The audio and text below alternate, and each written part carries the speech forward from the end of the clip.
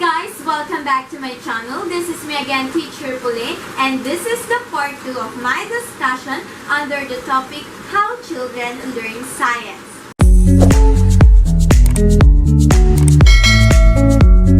Science and young children comparing approaches. Traditional approach. Science viewed as already discovered knowledge. Teacher viewed as authority. Areas of study set by teacher. Large group instruction and investigations. Evaluation based on right answers. Content not connected to children's experiences. Predetermined parameters around areas of study. Science viewed as separate area of the curriculum. New approach. Science viewed as active exploration. Teacher viewed as facilitator. Areas of study set by child interest. Individual and small group investigation. Evaluation based on multiple criteria. Content connected to children's experiences. Content of study open-ended. Multiple ways to collect and record data. Science integrated with other curricular areas. Fostering scientific thinking. Cheyenne Brittain 2003 in The Young Children as Scientists present a constructivist curriculum model for science and emphasize the importance of scientific thinking. They clearly debunk the notion that the constructivist approach is incompatible with science education. They describe children as actively inquiring natural scientists and learning as the process of theory building. This view of young children and how they learn is supported elsewhere in the literature where young children are described as being naturally curious and biologically prepared to learn about the world around them.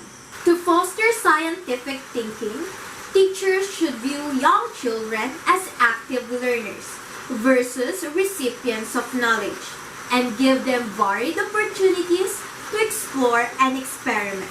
Such opportunities will allow children to construct meaning and develop understanding that are not only valid but also valuable to their ongoing intellectual development.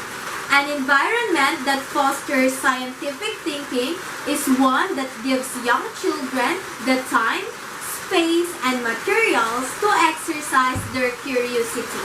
It also gives them the freedom to engage in child-centered explorations, experimentations, and explanations. To become engaged in scientific thinking, children need access to materials that they can take apart and the tools to assist them in doing so. They need places where they can dig in the dirt and deep water from a pond. They also need magnifying glasses, measuring tools, buckets, and frequent access to the natural world. Teachers should take advantage of the different ways science can be naturally integrated into a place-centered curriculum. Science should not be viewed as an add-on or a separate part of the early childhood program. Sciencing occurs in many cases, in what children already do and how they think about what they do. As a child experiments with a mixture of oil and water, for example, she is making observations and predictions. The child is also building theories and testing those theories. These physical and mental manipulations represent the essence of what science is all about. Children's construction of knowledge can be enhanced through social interactions. That is, by sharing their observations and ideas with each other. Children should be encouraged to work together in building theories, testing those theories, and then evaluating what worked, what didn't, and why. Shared inquiry where children work together can be especially beneficial in fostering curiosity and stimulating new ideas. One way to involve children in shared inquiry is through solving problems that focus on a specific situation. How can we move this box?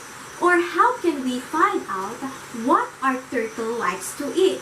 Shared inquiry generates a number of diverse ideas about the problem and challenges children to communicate the reasoning behind their ideas. There's no doubt that problem solving and reflective thinking play an important role in children's science learning. Science should be integrated into all the other curricular areas. Math, literacy, social studies, and art can all be linked to science.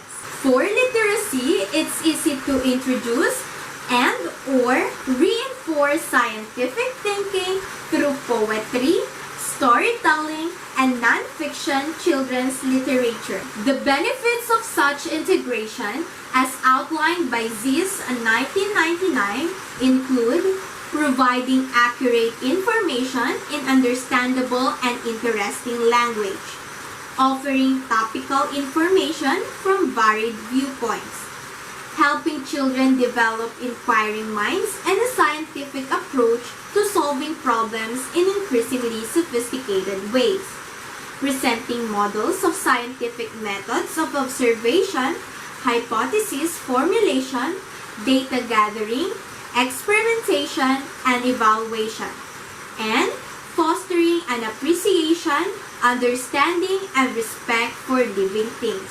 Science-based literature should be chosen carefully with attention to both literacy and science concerns in mind.